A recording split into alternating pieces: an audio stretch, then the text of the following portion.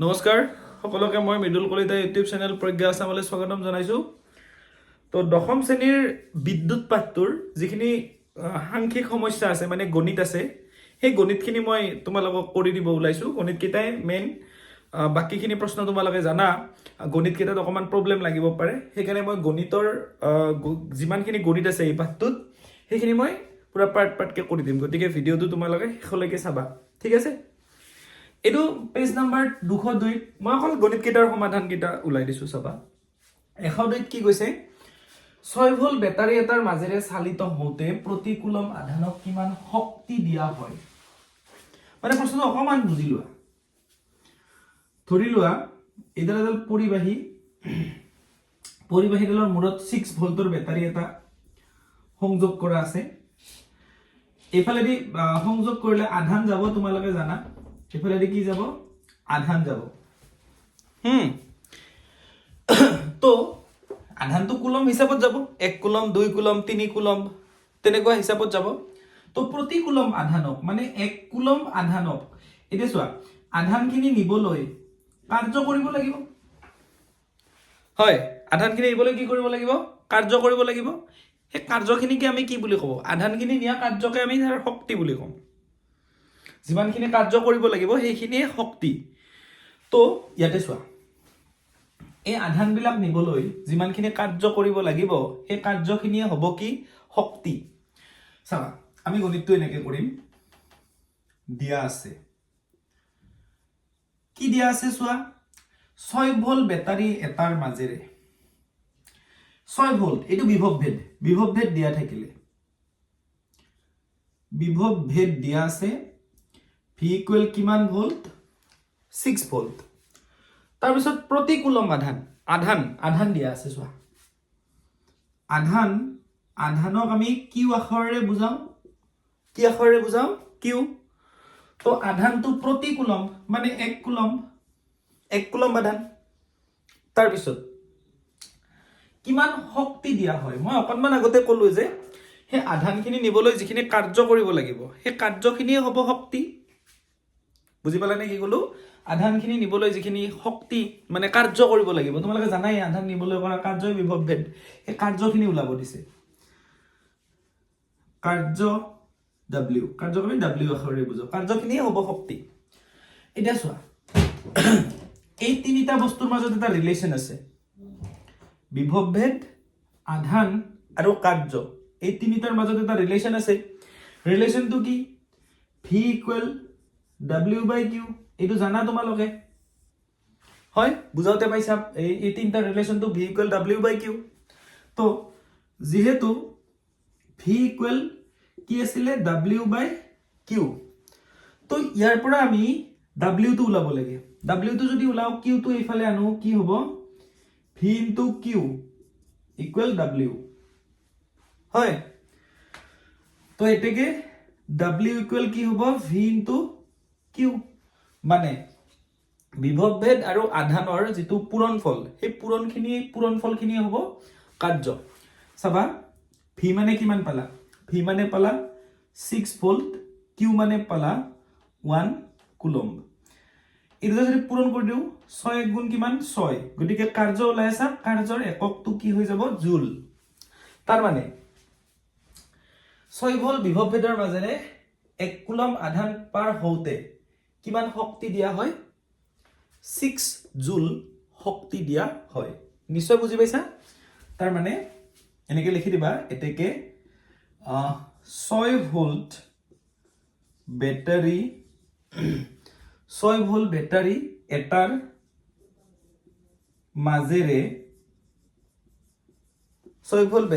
মাজেৰে চালিত হওঁতে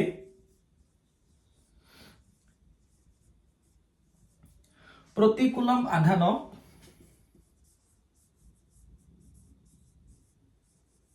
প্ৰতি কুলম আধানক 6 জুল শক্তি দিয়া হয়। বহুত চিম্পল, গণিতকেইটা বুজি পাবা। ঠিক আছে, বুজি পাইছা? তো আমি নেক্সট গণিতটো চাম। পেজ নাম্বাৰ 216 গণিত 2 নম্বৰ গণিতটো চাবা। পেজ নম্বৰ 216 ওলাই ল'বা কিতাপত মই প্ৰশ্নটো বহুত দীঘলীয়া কাৰণে লিখি থকা নাই তোমালোকে কিতাপত আছে প্ৰশ্নটো 100 ওমৰ এটা বৈদ্যুতিক বাল্ব মন কৰিবা 50 ওমৰ এটা ৰুটি সেকা সঁজুলি আৰু 500 ওম ৰোধৰ এটা পানীৰ ফিল্টাৰ 220 লগত 220 বিভৱ ভেদৰ লগত সমান্তৰালভাৱে সংযোগ কৰা হৈছে কেনেকৈ সংযোগ কৰিছে সমান্তৰালভাৱে যদি এটা বৈদ্যুতিক ইস্ত্ৰী একেটা উৎসৰ লগত সংযোগ কৰা হয় আৰু যদি ই আন তিনিওটাই লোৱাৰ সমান প্ৰবাহ লয় তেন্তে ইস্ত্ৰীটোৰ ৰোধ কিমান হ'ব আৰু ইয়াৰ মাজেৰে চালিত প্ৰবাহ কিমান হ'ব চোৱা ডায়াগ্ৰামটো আগতে বনাই লৈছো চিত্ৰটো ধৰি লোৱা এইটো এটা সঁজুলি এইটো এটা সঁজুলি এইটো এটা সঁজুলি সঁজুলি মানে এটা এটা ৰোধক ইহঁতক এনেকে সমান্তৰালভাৱে সংযোগ কৰিছে কিমান ভোল্টৰ লগত সংযোগ কৰিছে 220 ভোল্টৰ লগত 220 বিভৱ ভেদৰ লগত কি কৰিছে সংযোগ কৰিছে ঠিক আছে 100 ওমৰ বৈদ্যুতিক বাল্ব এইটো ধৰা বৈদ্যুতিক বাল্ব ইয়াৰ ৰোধটো 100 ওম তাৰ পিছত 50 ওমৰ এটা পাউৰুটি সেকা সঁজুলি এইটো 50 ওম এইটো পাউৰুটি সেকা সঁজুলি তাৰ পিছত আৰু এটা আছে তোমাৰ 500 ওম ৰোধৰ পানীৰ ফিল্টাৰ এইটো 500 ওমৰ পানীৰ ফিল্টাৰ এইটো বাল্ব এইটো ফিল্টাৰ আৰু এইটো ৰুটি সেকা সঁজুলি টোষ্টাৰ বুলি কওঁ আমি এনেকে সমান্তৰালভাৱে সংযোগ কৰিছে কিমানৰ লগত 220 ভোল্টৰ লগত বুজিবা প্ৰশ্নটো চাবা যদি এটা বৈদ্যুতিক ইস্ত্ৰী একেটা উৎসৰ লগত সংযোগ কৰা হয় আৰু এটা ইয়াতে বৈদ্যুতিক ইস্ত্ৰী ইফালৰ পৰা তাৰ টানি আনি ইয়াতে এটা আইৰন ফিটিং কৰিছে ইস্ত্ৰী বৈদ্যুতিক ইস্ত্ৰী ইয়াৰ লগতে এই 220 ৰ লগত এই তিনটা কৰিছে 220 ৰ লগত এই ইস্ত্ৰীটোও কৰিছে আইৰনটো ঠিক আছে সংযোগ কৰিছে যদি ই আন তিনিওটাই লোৱাৰ সমান প্ৰবাহ লয় মানে এই তিনিওটাই যিমান প্ৰবাহ একেলগে লয় এই তিনিওটাৰ মাজেৰে চালিত মুঠ প্ৰবাহ যিমান হ'ব এই ইস্ত্ৰীটোৰ মাজেৰে চালিত প্ৰবাহো সিমানেই হ'ব ঠিক আছে তেন্তে ইস্ত্ৰীটোৰ ৰোধ কিমান আমি ইস্ত্ৰীটোৰ ৰোধ ওলাব লাগে এই তিনটা ৰোধ দিয়া আছে ইস্ত্ৰীটোৰ ৰোধ ওলাব লাগে আৰু ইয়াৰ ইস্ত্ৰীটোৰ ৰোধ কিমান হ'ব আৰু ইয়াৰ মাজেৰে কিমান ইস্ত্ৰীটোৰ মাজেৰে কিমান চালিত প্ৰবাহ চালিত হ'ব একদম ভেৰি সিম্পল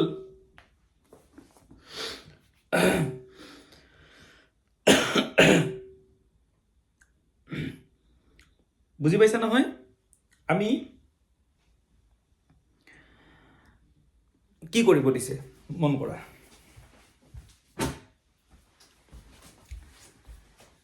আমাক কৈছে কি গণিতটোত এই ইস্ত্ৰীটোৱে কিমান প্ৰবাহ লৈছে এই তিনিওটাৰ মাজেৰে যিমান প্ৰবাহ চালিত হৈছে সিমানখিনি প্ৰবাহ কাৰ মাজেদি চালিত হৈছে ইস্ত্ৰীটোৰ মাজেদি চালিত হৈছে গতিকে এই তিনিওটাৰ মাজেদি কিমান প্ৰবাহ চালিত হৈছে সেইখিনি ওলাই দিয়া তেতিয়া ইস্ত্ৰীটোৰ মাজেদি কিমান প্ৰবাহ চালিত হৈছে সেইটো ওলাই যাব তদুপৰি ইস্ত্ৰীটোৰ ৰোধ কিমান আৰে ইয়াৰ মাজেদি চালিত প্ৰবাহ ওলাব পাৰিলে ৰোধ আৰামছে ওলাব পাৰিম আমি ৰোধ ওলোৱা সূত্ৰটো ওমৰ সূত্ৰটো এপ্লাই কৰিলে হ'ল ভি ইকুৱেল আই আৰ তাতে যদি আই আৰু ভি থাকে আৰটো আৰামছে ওলাব পাৰি ন প্ৰশ্নটো চোৱা এতিয়া কৰি দি আছো মই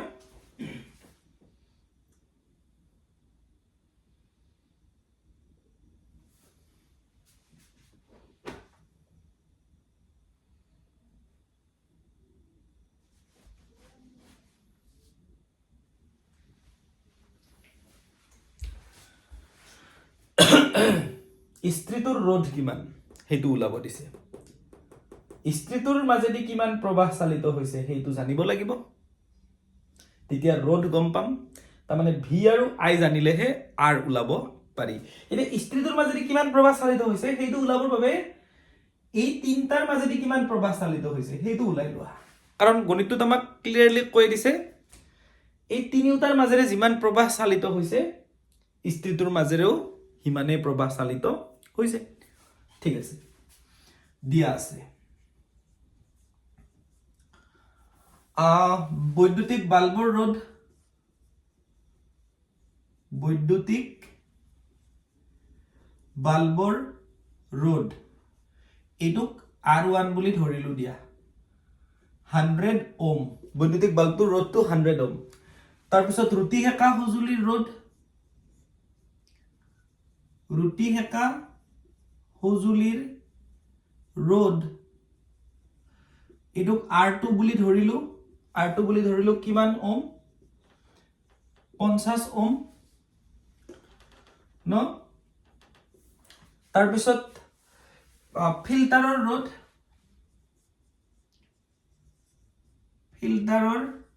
ৰোধ এটো R3 500 ওম আৰু ইহত তিনিওটাৰ বিভৱ ভেদ কিমান 220 বিভৱ ভেদটো চাবা বিভৱ ভেদ V ইকুৱেল 220 ভোল্ট গতিকে এই তিনিওটাৰ মাজেদি যোৱা প্ৰবাহটো লাগে কাৰণ এই তিনিওটাৰ মাজেদি যিমান প্ৰবাহ চালিত হৈছে স্থিতিটোৰ মাজেদিও সিমানে প্ৰবাহ চালিত হৈছে পাইছা বুজি গতিকে তিনিওটাৰ মাজেদি চালিত প্ৰবাহটো প্ৰবাহ ওলাব লাগিলে ওমৰ সূত্ৰ ইউজ কৰিম চাবা V ইকুৱেল IR তো ইয়াতে তোমাৰ আমাক I লাগে ন I টো যদি এফালে ৰাখি দিও V বাই R হয় তো গতিকে বিভৱ ভেদটো জানো আমি R মানে ৰোধ ইয়াতে কিন্তু এটা কথা ভাবিবা যে সজুলি কেইটা কেনেকে সংযোগ কৰা আছে আমাৰ তিনিওটাৰ মাজেদি চালিত প্ৰবাহ লাগে ন গতিকে ৰোধটো তিনিওটাৰ সমতুল্য ৰোধটো ব্যৱহাৰ কৰিব লাগিব এই যে তিনিটা সজুলি আছে তিনিওটাৰ সমতুল্য ৰোধটো আমি ব্যৱহাৰ কৰিব লাগিব কাৰণ তিনিওটাৰ মাজেদি যোৱা প্ৰবাহ লাগে আমাক ন গতিকে সমতুল্য ৰোধটো ইটো কি সজ্জাত আছে চোৱা সমান্তৰাল সজ্জাত আছে গতিকে সমান্তৰাল সজ্জাত ইহতৰ সমতুল্য ৰোধটো ওলাই লও সমতুল্য ৰোধটো চাবা যেহেতু সজুলি তিনিটা কি সজ্জাত আছে সমান্তৰাল সজ্জাত আছে হয় তো ইহতৰ মুঠ ৰোধটো কিমান হ'ব 1/rp 1/r1 সূত্ৰটো জানাই 1/r2 1/r3 তো 1/rp equal 1/r1 r1 মানে 100 1/r2 মানে 50 1/r3 মানে 500 তো 1/rp equal এই তিনটাৰ যদি লসাগু লও এই তিনটাৰ লসাগু ললে কি হল 500 হল নাই তো 100 দি 500 ক 5 বাৰ যাব 5 1 গুণ 5 যোগ 50 দি 500 ক কেইবাৰ যাব 10 বাৰ 10 1 গুণ 10 ইটো একবাৰ যাব একে হ'ব তো গটিকে একিটা যদি প্লাস কৰি দিও 1/rp ইকুৱেল এটো 500 এটো 10 15 কে 16 গটিকে এই সম rp লাগে বজ্ৰ পূৰণ কৰি দিয়া 16 rp equal 500 হয় ইয়াৰ পিছৰখিনি মই ইয়াতে দিছো তাৰ মানে এতিয়া 16 টো এফালে লৈ যোৱা rp equal 500/16 কাটাকাটি কৰিব পাৰি কাটাকাটি কৰি দিয়াচোন 4 ৰে যায় 2 ৰে কৰিলে 8 বাৰ 2 ৰে কৰিলে 250 2 ৰে কৰিলে 4 বাৰ 2 ৰে কৰিলে 125 ঠিক আছে তো গটিকে rp equal 125/4 ওম তাৰ মানে সমতুল্য ৰোধ টু কিমান হৈ গল 125/4 ওম সমতুল্য ৰোধটো ওলাই ললো হৰণ কৰিব পাৰো নকৰো আৰু এনেকে থাকক দিয়া কাৰণ এইটো আমাৰ ফাইনাল আনসাৰ নহয় তোমালোকে জানাই এতিয়া ইয়াৰ মাজেদি চালিত প্ৰবাহ লাগে ইয়াৰ মাজেদি কিমান তিনিটাৰ মাজেদি কিমান প্ৰবাহ চালিত হৈছে হেতু লাগে মানে I লাগে I ওলাবৰ কাৰণে V আৰু R লাগিব তো V টো আছে ন R আৰু মানে সমতুল্য ৰোধটো ওলাই ললো প্ৰবাহটো ওলাই দিয়া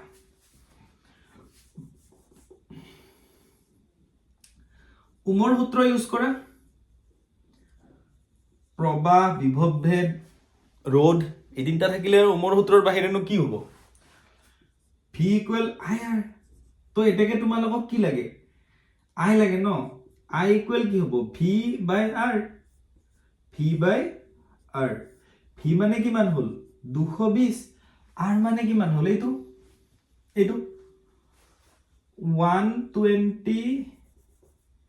125 বাই 4 ঠিক আছে তো এই 4 টো ওপৰত গুছি যাব ন 220 into 4 125 বুজি পাইছা তো এই 125 এদি 5 এদি কাটিলো ৰবা 5 এদি 25 বাৰ গল 5 এদি 5 4 গুণ 20 দুই থাকিল 5 4 গুণ 20 তো গতিকে 44 আৰু 4 যদি পূৰণ কৰো 4 4 গুণ 16 6 হাতে 1 4 4 গুণ 16 এতে 17 তলত থাকিল কিমান 25 তো 176 ক যদি 25 এদি হৰণ কৰি দিও এটা কৰি দেখাইছো মই 17 ধুনিয়াকে লিখি লবা তোমালোকে 25 এদি কেইবাৰ 5 বাৰ গলে 125 6 বাৰ গলে 150 7 বাৰ গলে 175 হ'ব এক থাকিল দশমিক দিলো শূন্য তথাপিও না যায় এটা 4 দিয়া তাৰ মানে কি হ'ল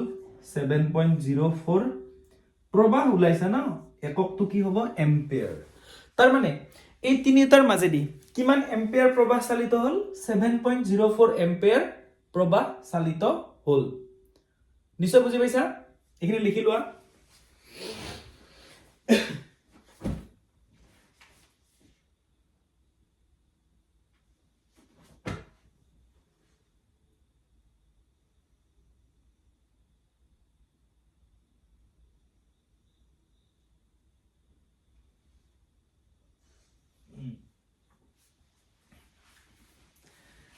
নিশ্চয় বুজি পালা এতিয়া তাৰ মানে আমি এটা কথা গম পালো বৈদ্যুতিক ইস্ত্ৰিটোৰ মাজেদিও ইমানখিনিয়ে প্ৰবাহ চালিত হ'ব কাৰণ তিনিওটাই লোহাৰ সমান প্ৰবাহ লৈছে হয় এতিয়া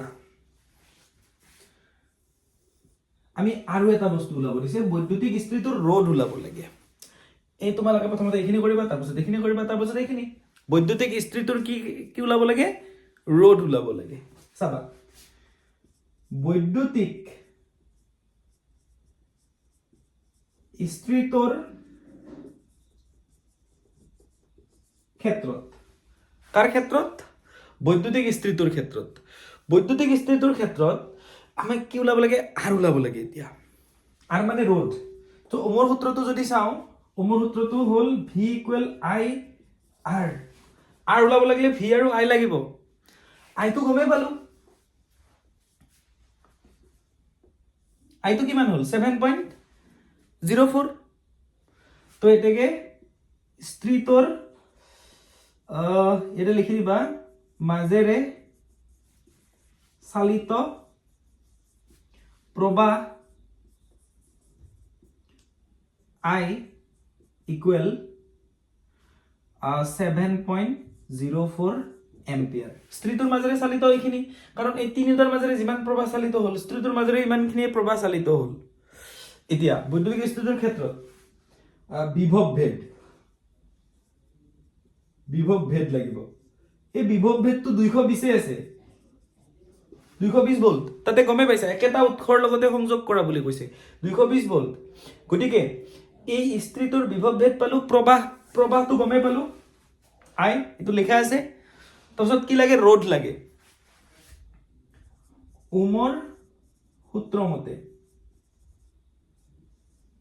V ইকুৱেল IR R টো লাগে তো এটাকে R ইকুৱেল কি হ'ব V বাই I ন তো V মানে কিমান V মানে 220 I মানে 7.04 তো ওম তো 220ক 7.04 এদি হৰণ কৰি দিয়া হৰণটো নিশ্চয় কৰিব পাৰিবা কিন্তু নিজে কৰি ল'ব লাগে তোমালোকে নিয়ম মতে তো এইটোৱে হ'ব ইস্ত্ৰিটোৰ ৰোড 220ক 7.04 কি কৰি দিয়া হৰণ কৰি দিয়া ঠিক আছে তো গণিতটো পাতি লবা